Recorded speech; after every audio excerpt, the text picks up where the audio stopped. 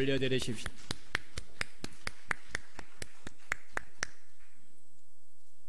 오늘 설교 제목을 다 같이 한번 크게 읽겠습니다. 시작.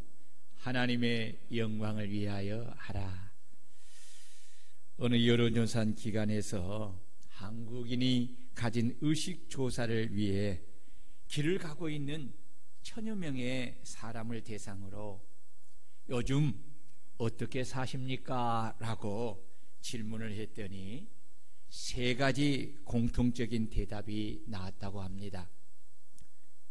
그 중에 사람들이 제일 많이 한 대답은 요즘 어떻게 사십니까? 라고 물었더니 그저 그럭저럭 삽니다. 두 번째 대답은 마지못해 삽니다. 세 번째 대답은 죽지 못해 삽니다. 라고 그렇게 대답을 했다고 합니다. 이러한 대답은 많은 사람이 궁극적인 인생의 목적이 없이 인생을 살아가고 있음을 말해주고 있는 것입니다.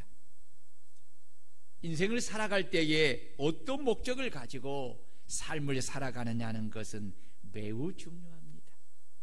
왜냐하면 그 목적이 그 사람의 인생을 결정하기 때문입니다. 통소고금을 막론하고 사람은 누구나 부자가 되기를 원하고 성공하기를 원합니다. 그러나 부자가 되고 성공을 이루는 목적이 분명치 않고 또는 그 목적이 잘못된 상태로 부와 성공을 추구한다면 결국 타락과 방탕으로 빠져 인생을 망치게 되는 것입니다.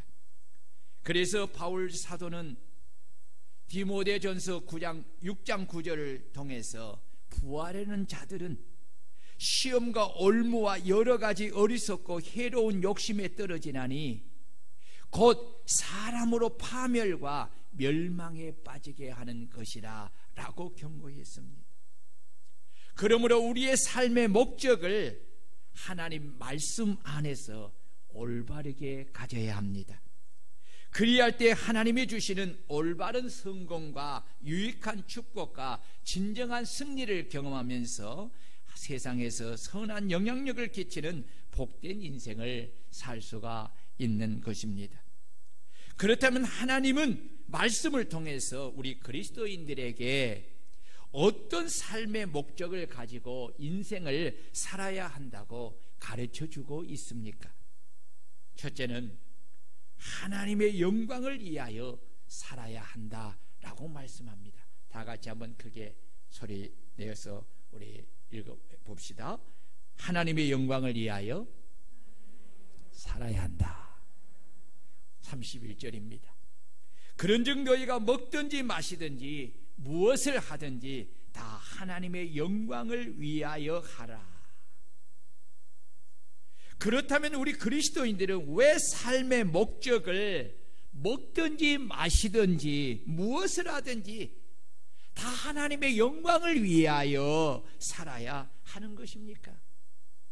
그것은 하나님께서 인간을 창조하신 목적이요 우리를 죄와 사망에서 구원하신 제일의 목적이기 때문입니다. 아멘.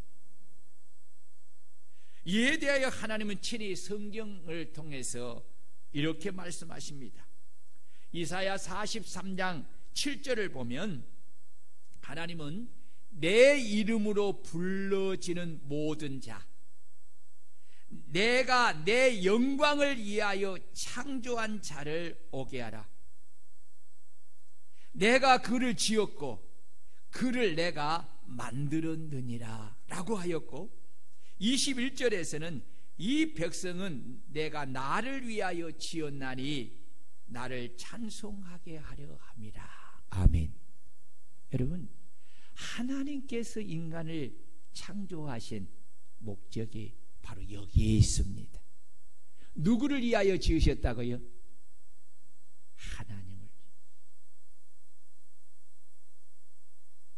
인간 자신을 위하여서 하나님이 창조하신 것이 아니라 창조하신 하나님을 위하여 지으셨다는 거예요. 하나님의 무엇을 위하여 지으셨느냐? 구체적으로 하나님은 말씀하시기를 내가 내 영광을 위하여 창조한 자를 오게 하라. 옆 사람과 한번 인사합시다. 당신은 하나님의 영광을 위하여 창조함을 받았습니다. 시작. 아멘. 이 말 한마디의 아멘이 오늘 하나님을 영화롭게 하고 창조의 목적을 여러분 목적에 하답하는 여러분 고백인 줄 믿으시기를 축원합니다. 사람이 마음에 믿어 의에 이르고 입으로 시인하여 구원을 받는 거예요. 누구든지 주의 이름을 부르는 자는 구원을 받는. 그래서 아멘하여 하나님께 영광을 돌리라는 거예요. 고린도후서 5장 15절을 보면 예수님이 모든 사람을 대신하여 죽으심은 예수님으로 살아있는 자들로 하여금 다시는 그들 자신을 위하여 살지 않고 오직 그들을 대신하여 죽었다가 다시 살아나신 예수님을 위하여 살게 함이라 라고 하였고, 고린도전서 6장 19절 20절을 통해서 너희는 너희 자신의 것이 아니라 값으로 산 것이 되었으니 그런즉 너희 몸으로 하나님께 영광을 돌리라 라고 하였습니다. 그러므로 우리 그리스도인들은 먹고 마시는 문제뿐만 아니라 모든 일을 하면서 이것이 하나님이 기뻐하시고 하나님이 영광을 받으신 것인가를 먼저 생각해야 합니다. 그리고 생각하는 것에만 그치지 않고 하나님의 영광을 위해 행동으로 옮기는 것이 더욱 중요합니다. 만약 성도가 하나님의 영광을 위해 살고자 하는 삶의 목적을 잃어버린다면 망망대해에서 남침판이 없이 항해하는 배와 다르지 않습니다. 이러한 사람은 결국 분명한 목적을 없이 살아가기 때문에 하나님의 영광보다는 자신의 영광을 위하여 육신적인 삶을 살게 되는 것입니다. 사람들이 세상에서 방황하는 이유는 자신의 존재 목적을 상실했기 때문입니다. 그래서 영국의 소설가 리차드 백스터는 왜 인생에 기쁨이 없는가에 대해서 말을 하기를, 성도에게 기쁨이 없는 것은 하나님께 영광을 돌리지 않기 때문이다 라고 말을 했습니다. 그러나 하나님의 영광을 위하여라는 목적을 올바르게 정립된 사람은 주변의 환경에 흔들리지 않고 모든 일을 즐겁게 할 수 있는 것입니다. 왜 그렇습니까? 하나님의 무엇을 위해서 하기 때문에? 영광을 위해서 하기 때문에. 따라서 성도는 가정생활이나 교회생활이나 사회생활에 있어 삶의 목적을 하나님의 영광을 위하여 하라는 말씀에 두고 삶을 살아야 합니다. 하나님의 영광이 우선되지 않는 삶은 결코 하나님께 칭찬받을 수가 없습니다. 그러므로 우리의 삶의 목적은 그저 먹기 위하여, 단지 돈을 벌기 위하여, 다만 자식을 낳고 키우고 성공시키기 위한 것이 아닙니다. 우리가 공부하는 것도, 우리가 회사에 다니는 것도, 결혼하는 것도, 자녀를 낳고 가정을 돌보는 것도 다 하나님의 영광을 위하여 하는 것입니다. 우리가 하나님을 믿고 그 말씀을 따라 살고 하나님의 영광을 위하여 살기로 결정한다면 그 위의 삶은 하나님께서 책임져 주실 줄로 믿습니다. 그래서 주님은 그러므로 염려하기를 무엇을 먹을까, 무엇을 마실까, 무엇을 입을까 하지 말라. 이는 다 이방인들이 구하는 것이라. 너희 하늘 아버지께서 이 모든 것이 너희에게 있어야 될 줄을 아시느니라. 그런즉 너희는 먼저 그의 나라와 그의 의를 구하라. 그리하면 이 모든 것을 너희에게 더하시리라 라고 말씀하신 것입니다. 여기서 너희는 먼저 그의 나라와 그의 의를 구하라는 말씀의 의미는 너희는 먼저 하나님의 영광을 위하여 구하며 살라는 것입니다. 왜냐하면 먼저 하나님의 영광을 위하여 구하며 사는 것이 바로 우리를 구원해 주신 주님을 위해 사는 것이고, 그것이 하나님의 영광을 위하여 사는 것이기 때문입니다. 주님은 당신이 구원해 주신 목적을 따라 먼저 하나님의 영광을 위하여 그의 나라와 그 의를 구하며 주님을 위하여 사는 자들에게 주님은 이 모든 것을 더하여 주실 줄로 믿습니다. 미국의 대학 입시를 위한 학습 능력 적성 시험인 SAT에 응시하여서 만점인 1600점을 취득한 사람이 있습니다. 참 쉽지 않는 일이지요. 한국 사람이 그 어려운 시험에 1600점 만점을 취득하고 2004년 미국 하버드 대학교 예일과에 전액 장학생으로 합격한 사람이 있습니다. 그 사람이 지인한 학생입니다. 그는 그리스도인으로서 나는 하나님을 인생의 유일한 목적으로 삼으며 하나님의 영광을 위해 공부한다고 고백하면서 이렇게 간증을 했습니다. 미국과 한국의 교육 환경이 다르지만 대학을 준비하는 과정에 힘든 것은 매일반 비슷합니다. 그래서 더 중요한 것은 왜 공부를 하려고 하는지 그 목표와 목적을 스스로 분명히 세우지 않고서는 어디를 가더라도 제대로 된 공부를 할 수가 없습니다. 나는 그리스도인으로서 하나님과 올바른 관계를 정립하고 그 안에서 인생의 올바른 목표와 방향을 잡을 수가 있었습니다. 나는 하나님의 영광을 위하여 공부한다는 공부의 목적을 정하고 기도하고 공부할 때 하나님은 나에게 지혜를 주시고 힘들 때 도와주셔서 분명히 공부를 더 잘할 수 있게 된다고 나는 믿었습니다. 나는 1986년에 태어나 1994년 초등학교 1학년 때 도미하여 미국 생활을 하였는데 미국 학생들과 경쟁하며 공부할 때 너무 힘이 들었습니다.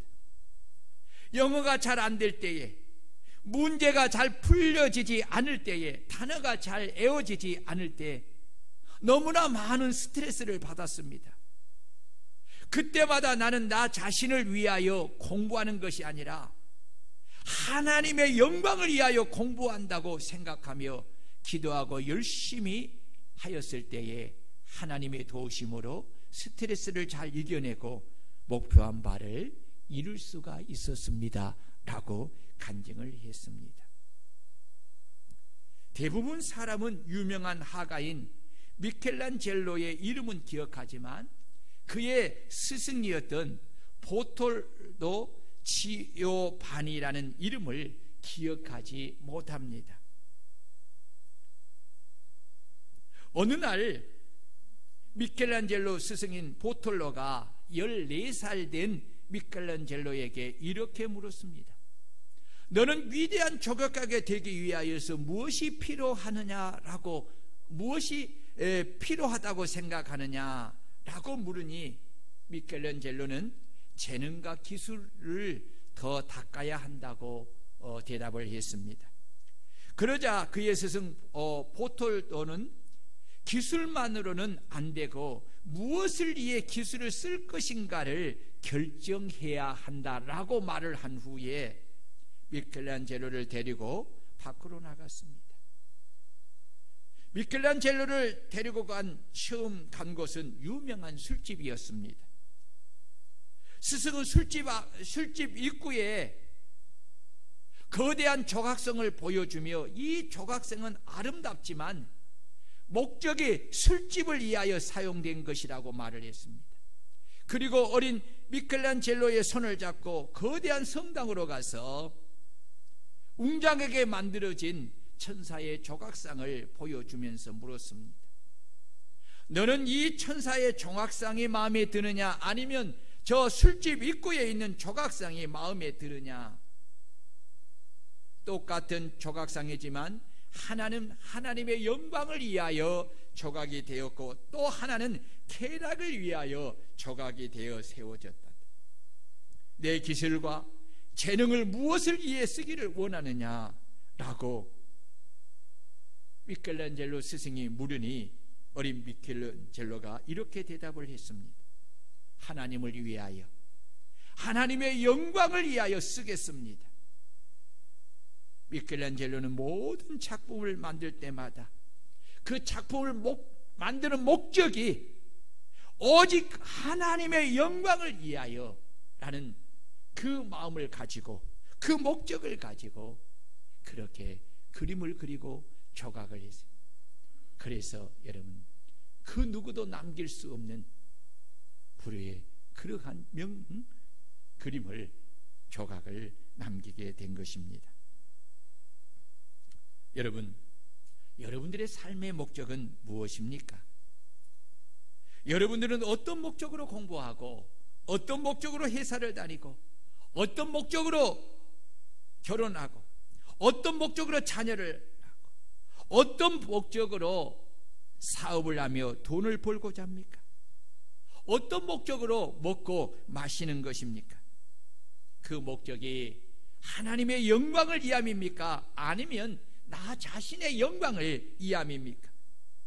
우리가 말씀을 따라 삶의 목적을 하나님의 영광을 위하여 살기로 결단하면 그 위의 삶은 하나님께서 책임져 주실 줄로 믿습니다. 여러분, 그렇습니다. 우리가 하나님의 영광을 위하여 살겠다고 뚜렷한 삶의 목적을 정하고 살면 하나님께서 우리의 삶을 책임져 주시는 것입니다. 하나님은 이사야 42장 8절을 통해서 당신이 지으시고 구원해 주신 목적을 따라 오직 하나님의 영광을 위하여 살고자 하는 자들이 하나님께 돌리는 그 영광을 다른 자에게 주지 않는다고 말씀하였습니다. 당신에게 돌리는 그 영광의 찬송을 결코 우상에게 주지 아니하신다고 말씀하신 것입니다. 하나님은 당신의 자녀들이 당신께 돌리는 그 모든 영광을 기뻐 받으시고 영광을 돌리는 그들에게 복의 복을 더하여 주시고 그로 인하여서 하나님께 영광을 돌리도록 하시는 것입니다. 여러분, 이 하나님을 믿는 여러분들이 복이 있는 줄로 믿습니다. 그러므로 저와 여러분들은 우리의 삶의 목적을 오직 하나님의 영광을 위하여 하라는 말씀에 두고 무엇을 먹든지 마시든지 무엇을 하든지 하나님의 영광을 위하여 함으로 하나님께 영광을 돌리는 성도들이 되어서 하나님이 그 영광을 받으시고 여러분들에게 이 모든 것을 더해 주시는 복을 받는 우리 성도들이 되시기를 주의 이름으로 축원합니다. 어떻게 살아야 합니까? 두 번째, 모든 일에 모든 사람을 기쁘게 하는 삶을 살아야 합니다. 다 같이 33절을 읽겠습니다. 시작. 나와 같이 모든 일에 모든 사람을 기쁘게 하여 자신의 유익을 구하지 아니하고 많은 사람의 유익을 구하여. 여기 모든 일이라는 것은 자신이 하는 모든 일을 말합니다. 그리고 모든 사람은 유대인이나 헬라인이나 믿음의 약한 자나 강한 자나 모든 사람을 말하는 것입니다. 사실 요즘 시대 속에 나 한 사람 기뻐하며 살기도 결코 쉽지 않습니다. 그런데 더더구나 특정한 사람들과 모든 사람에게 기쁨을 주는 것은 참 불가능하기 하다라고 생각할 수가 있습니다. 그러나 하나님의 백성은 하나님의 영광을 위하여 모든 일에 모든 사람을 기쁘게 하라는 명령을 받았습니다. 이 명령은 선택이 아니라 필수이고 권면이 아니라 하나님의 절대적인 명령입니다. 하나님의 명령에는 아니오가 아니라 에만 있을 뿐인 것입니다. 우리가 사람이나 하나님의 교회에 거치는 사람이 되고 나의 이익과 유익만 챙기는 사람이 된다면 하나님께 영광이 될 수 없고 사람들을 기쁘게 할 수가 없습니다. 하나님께 영광을 올려드리는 것과 사람을 기쁘게 하는 기쁘게 하는 기쁨이 일치되어야 합니다. 사람에게 상처를 주는 하나님의 영광은 없습니다. 또한 하나님의 영광을 가리는 사람의 기쁨도 없습니다. 먼저가 하나님께 영광이 되고 다음은 사람에게 기쁨을 주어야 합니다. 왜냐하면 모든 것의 우선은 하나님이시고 모든 것의 중심은 하나님의 말씀이기 때문입니다. 그러므로 모든 일에 모든 사람을 기쁘게 하는 것은 말씀에 근거한 신앙적이어야 한다는 것입니다. 왜냐하면 하나님의 뜻을 따라 하는 것만이 하나님께 영광이 되어지기 때문입니다. 따라해 봅시다. 하나님의 뜻을 따라 하는 것만이 하나님께 영광이 되기 때문이다. 그렇습니다.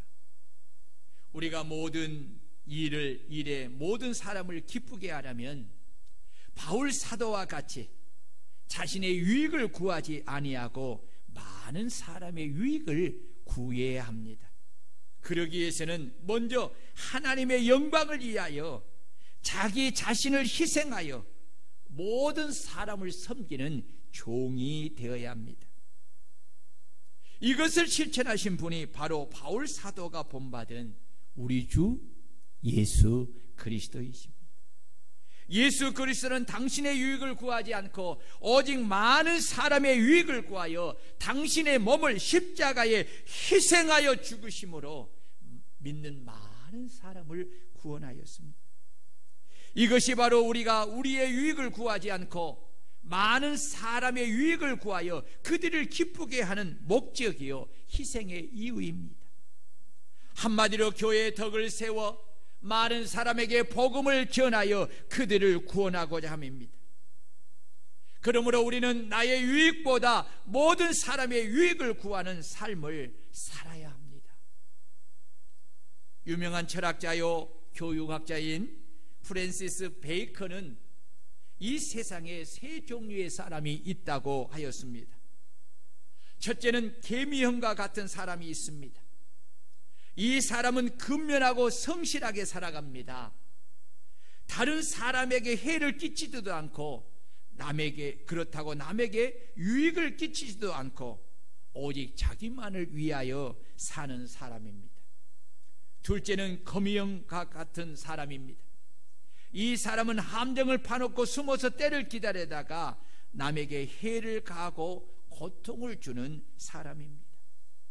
셋째는 꿀벌형과 같은 사람입니다. 이 사람은 열심히 꿀을 따서 남에게 유익을 주는 사람입니다. 만약에 이 베이컨이 말한 것처럼 이 세 종류의 사람 중에 여러분들은 어느 형의 삶을 살고 있습니까? 바울 사도는 22절, 23절과 24절에서 우리 그리스도인들에게 이렇게 말을 합니다. 모든 것이 가나 모든 것이 유익한 것이 아니요 모든 것이 가나 모든 것이 덕을 세우는 것이 아니니 누구든지 자기의 유익을 구하지 말고 남의 유익을 구하라고 말씀하십니다. 이 말씀의 의미는 나에게 유익하다고 다 좋은 것만은 아니라는 말씀입니다. 나에게 유익해도 남에게는 해가 될 수 있다는 것입니다. 그러므로 아무리 법적으로 문제가 없어도 이것이 모두에게 유익을 주고 교회의 덕이 되고 하나님께 영광이 되는 행동인가를 먼저 생각해 보아야 합니다. 그리스도는 주님을 본받아 오직 하나님의 영광을 위하여 자신을 희생하여 남에게 유익을 주는 이 꿀벌과 같은 사람이 되어야 합니다. 세상에서 공부해서 남주냐 배워서 남주냐 라는 말이 있는데 이제 우리의 생각을 바꿔야 합니다. 물론 자신을 위하여서 배우고 공부해야 합니다. 그러나 그 배우고 공부하는 목적이 오직 자신만을 위한 것이라면 그것은 자신을 교만하게 하고 자신을 파멸하게 하는 길로 가게 하는 것입니다. 이제 우리는 나를 위해서도 공부하고 배워야 하지만 그 목적은 많은 사람에게 유익을 주기 위하여서 배우고 공부해야 합니다. 이는 돈을 버는 것도 마찬가지이고 우리가 성공하고자 하는 것도 이와 마찬가지입니다. 오직 자신의 영광을 위하여 성공하고 돈을 벌면 결국 그는 진정한 행복을 누릴 수가 없는 것입니다. 진정한 행복을 누리려면 생각을 바꾸어 주님과 바울 사도와 같이 하나님의 영광을 위하여 자신의 유익을 구하지 않고 많은 사람의 유익을 구하여 먼저 자신을 희생하여 모든 사람을 섬기는 종이 되어 섬기는 자가 되어야 된다는 것입니다. 이것이 진정으로 자신에게 유익이요 자신을 행복하게 하는 것입니다. 여러분, 그래서 성경은 우리에게 세상과 역설적인 그러한 말씀을 많이 합니다. 그것이 복음인 것입니다. 히말라야 산맥을 넘는 전도자 이 선다싱이 있습니다. 제가 이 선다싱 이야기를 자주 하는 것은 제가 참 이분을 영적으로 좋아합니다. 영적 세계를 제가 이렇게 깨닫게 될 때에 이분의 전기를 읽고 큰 감동을 받고 정말 많은 영향을 받았던 분이라 자주 사용합니다. 이 선다싱이 이제 히말라야 산맥을 넘어가려고 하는데 굉장히 추웠습니다. 선다싱이 이제 히말라야 산맥을 넘어가는데 가다가 보니 추위로 얼어 쓰러진 사람이 있었습니다. 그래서 같이 가던 사람에게 이 쓰러진 사람을 둘이 번갈아 업고 이 산을 넘어가자고 그렇게 말을 합니다. 그 말을 들은 사람은 혼자 산을 넘어가는 것도 힘든 일인데 쓰러진 사람을 업고 가면 우리 모두가 죽게 된다고 하면서 혼자 살겠다고 그냥 앞서갑니다.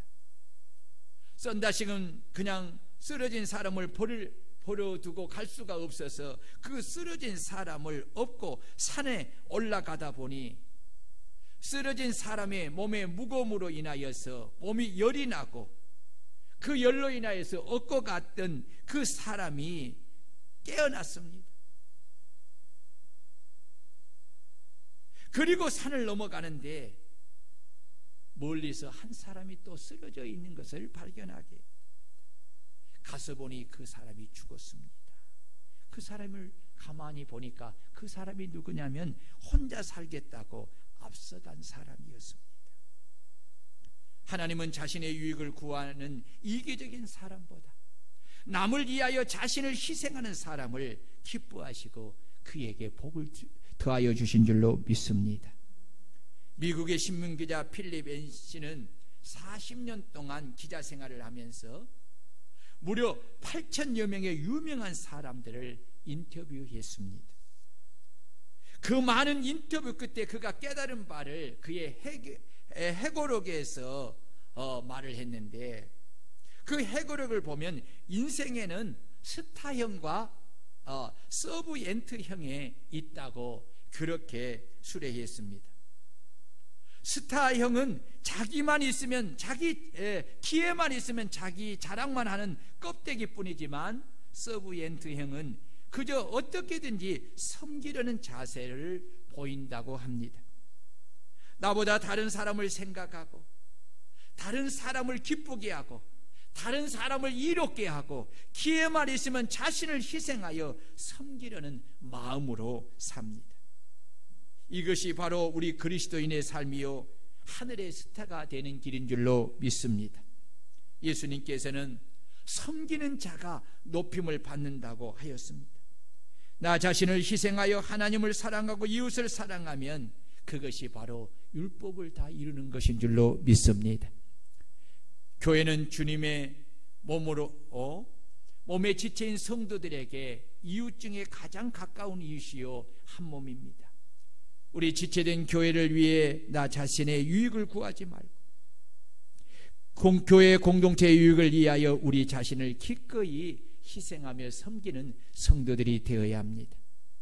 장로교의 창시자요 종교개혁자인 칼빈은 하나님을 아버지로 섬기는 사람들은 교회를 어머니로 섬겨야 한다고 말을 했습니다. 스위스 유명한 철학자 칼 히트는 하나님에게서 멀어지는 것이 불행의 시작이고 교회로부터 멀어지는 것이 불행의 연속이라고 말을 했습니다. 그러므로 성도는 항상 교회를 가까이 하며 맡겨진 일에 충성을 다하고 모든 지체를 위하여 자신을 희생하며 섬김으로 지체를 돌볼 수 있어야 합니다. 교회의 부족한 면을 내 자신을 희생하여 기꺼이 섬김으로 채울 수 있어야 합니다. 이것이 바로 하나님의 영광을 위하여 사는 것이요, 주님과 바울 사도와 같이 모든 일에 모든 사람을 기쁘게 하여 자신의 유익을 구하지 아니하고 많은 사람의 유익을 구하는 것으로서 이것이 바로 하나님의 영광을 위하여 사는 것입니다. 오늘 저와 여러분들도 모든 사람을 기쁘게 하는 삶을 살기를 주의 이름으로 축원합니다. 세 번째, 우리의 인생의 목적이 어디에 두어야 하느냐, 따라해 봅시다. 영혼 구원을 위한 삶을 살아야 한다. 33절을 보면 다 말씀한 끝에 뭐라고 하냐면 그들로 구원을 받게 하라 라고 명령하고 있습니다. 이것이 본문의 결론입니다. 예수님이 이 땅에 인간의 몸을 입고 오신 이유는 전도를 통해서 영혼들을 구원하고 십자가의 죽으심으로 모든 인간을 죄와 사망에서 구원하시기 위함입니다. 모든 사람을 구원하여 당신의 제자로 삼으신 이유도 전도를 통해서 영혼을 구원하고자 함입니다. 주님께서 공생의 기간에 식사를 겨울도 없이 오늘은 이 동네 내일은 저 동네를 다니면서 복음을 전하며 전도하여 믿는 사람들을 구원하였습니다. 그리고 제자들을 둘씩 짝을 지어 보내며 전도하여서 믿는 자들을 구원하게 하셨고, 십자가에 죽으실 때에도 우편에 있는 강도를 구원하였고, 승천하시기 직전에도 교회와 제자들에게 너희는 온 천하에 다니며 만민에게 복음을 전파하라. 너희는 가서 모든 족속으로 제자를 삼아라. 오직 성령이 너희에게 임하시면 너희가 권능을 받고 땅끝까지 이르러 예루살렘과 사마리아와 땅끝까지 이르러 내 증인이 되라고 가장 엄한 지상 명령을 하신 것입니다. 그러므로 성도가 구원을 받은 목적과 교회가 지상에 세워진 이유는 오직 영혼 구원에 있습니다. 왜냐하면 믿음의 결국은 영혼이 구원을 받기 때문입니다. 그러므로 우리가 먹든지 마시든지 무엇을 하든지 다 하나님을 위하여 하는 것도 결국은 하나님이 가장 원하시는 영혼 구원에 있는 줄 믿으시기를 축원합니다.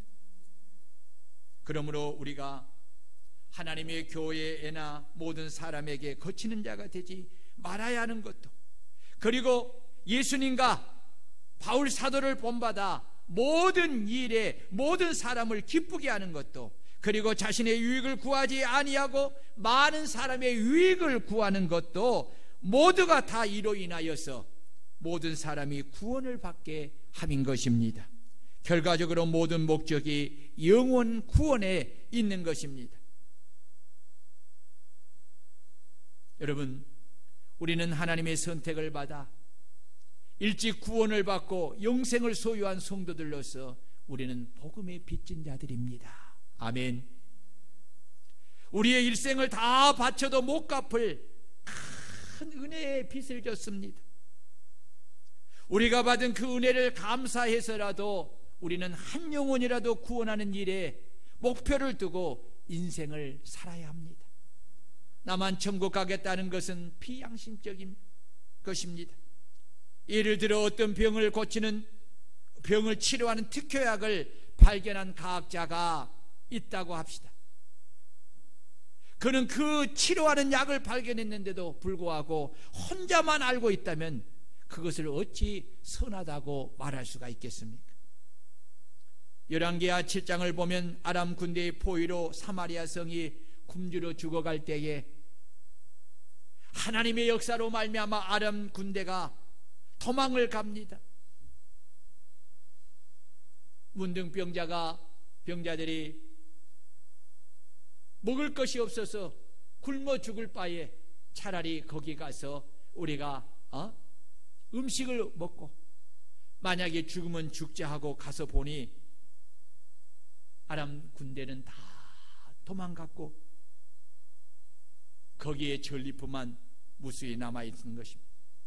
그래서 그 전리품을 취하여 먹고 마시다가 그리고 숨겨두고 그리고 생각하기를 이 아름다운 소식을 전하지 않는다면 벌이 우리에게 미칠 것이라는 생각을 하면서 그들이 굶주림 속에 죽어가는 사마리아 성에 이 좋은 소식을 전해 주어서 그 사마리아 사람에 나와서 그들의 그 전하는 그 복음을 통해서 그들이 구원을 받게 된 것을 우리가 볼 수 있습니다.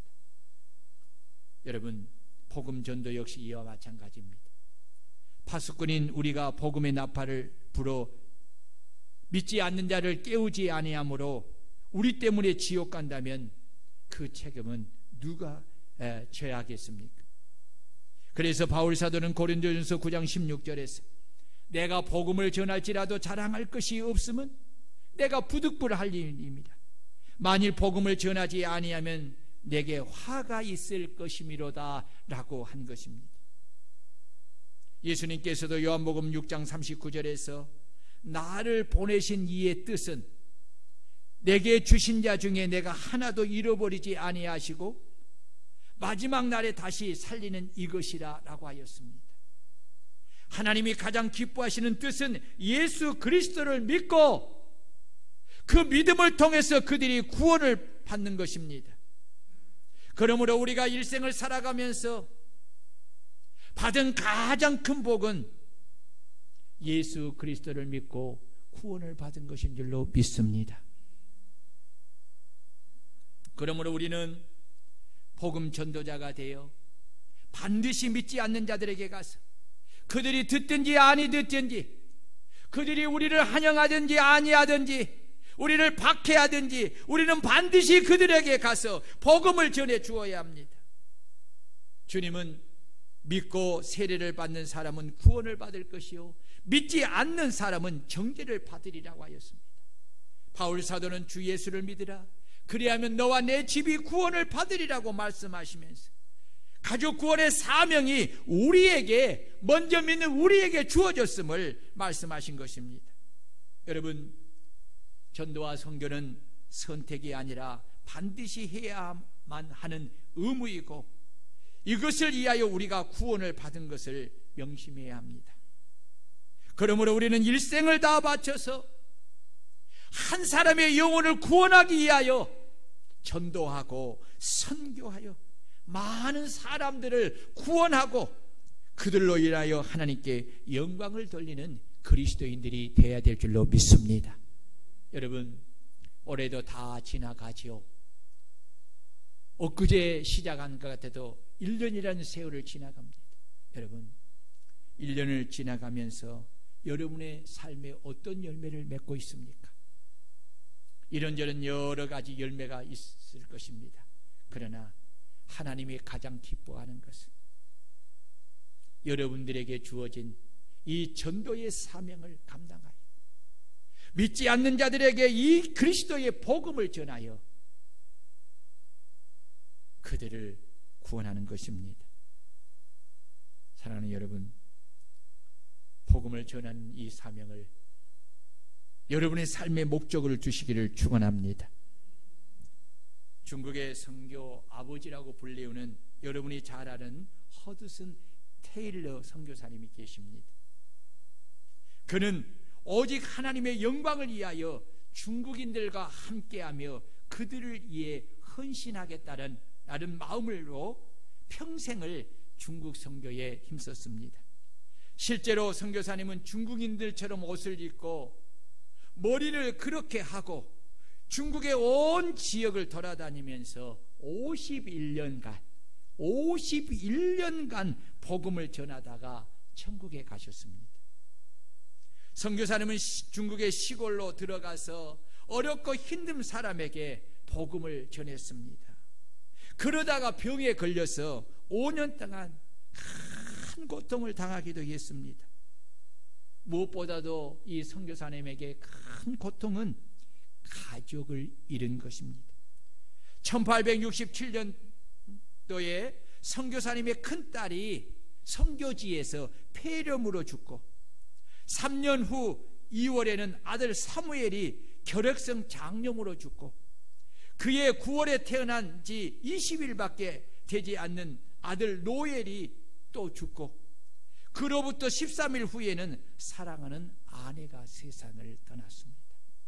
아내의 나이가 겨우 32살이었습니다. 테일러 선교사님은 복음을 전하러 중국에 들어갔다가 큰딸, 두 아들 그리고 아내까지 잃었습니다. 그런데도 선교사님은 이렇게 고백을 했습니다. 저의 눈물은 그칠 줄 모르지만 아무 가치 없는 제게 이 위대한 사역을 맡겨주신 하나님께 감사를 드립니다. 여러분, 이 허드슨 테일러 선교사님의 헌신과 노력으로 중국의 많은 영혼이 구원을 받았습니다.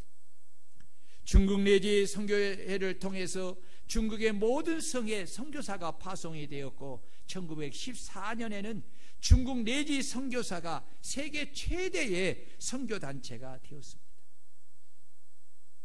허드슨 테일러 선교사 한 사람이 예수님께 붙어있는 가지가 되어서 오직 주님께 맡기고 믿고 나아감을 통해서 중국 전역에 많은 구원받는 열매가 맺게 된 것입니다.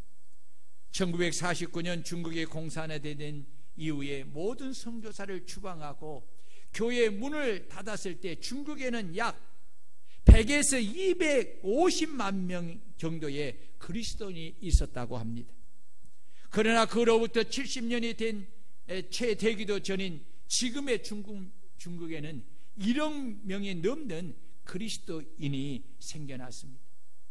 이뿐만 아니라 중화권 중국어를 사용하는 아시아 지역에 있는 교회들마다 큰 부흥을 이루어서 아시아의 복음으로 지금 덮고 있습니다. 여러분, 이것이 한 사람이 하나님 앞에서 오직 하나님의 영광을 위하여 자신을 희생하여 헌신하고 많은 사람의 유익을 구할 때 이런 구원의 역사가 일어난 것입니다. 테일러 선교사님이 저서에 보면 이런 말을 남겼습니다.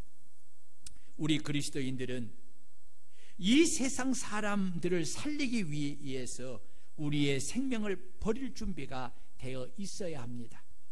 가시를 맺는다는 것은 십자가를 지는 것을 의미합니다. 우리가 지극히 사랑하는 그분을 더욱 알고 주님의 부활의 능력과 고난에 참여하는 법을 알 필요가 있습니다. 우리는 주님의 부활의 능력과 고난에 참여하여 복음을 전함으로 이 세상의 모든 사람을 구원해야 합니다. 아멘. 아멘. 사랑하는 성도 여러분, 오늘 저와 여러분들의 삶의 목적이 무엇을 먹든지 마시든지 무엇을 하든지 하나님의 영광을 위하여 하는 삶이 되기를 주의 이름으로 축원합니다. 그리고 하나님의 영광을 위하여 주님과 바울 사도를 본받아 나 자신의 유익을 구하지 않고 많은 사람의 유익을 구하는 섬김과 희생의 삶을 통해 많은 사람을 기쁘게 하여 그들을 구원하는 전도자의 삶을 살아 하나님께 영광을 돌리는 우리 교회, 우리 성도들이 되시기를 주의 이름으로 축원합니다. 우리 다 같이 말씀을 부여잡고 우리 한번 통성으로 기도합시다. 하나님, 하나님의 영광을 위하여 살게 하여 주시옵소서.